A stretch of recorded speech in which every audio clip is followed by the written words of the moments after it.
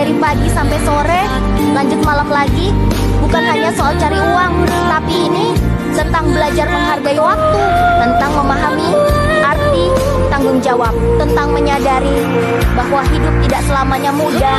Kadang aku tersenyum dalam lelah, kadang aku menahan air mata dalam diam, tapi di balik semua itu, aku sadar kerja keras ini adalah cara Allah mendidik hati, menguatkan langkahku, dan mempersiapkan aku untuk hari-hari besar yang belum aku lihat.